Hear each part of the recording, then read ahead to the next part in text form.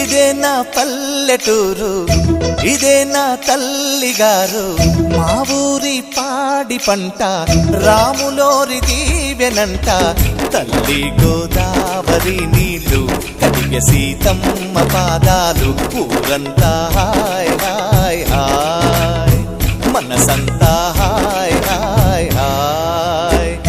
ఇదే నా పల్లెటూరు, ఇదే నా తల్లిగారు, మా ఊరి పాడి పంట రాములోరి దీవెనంట.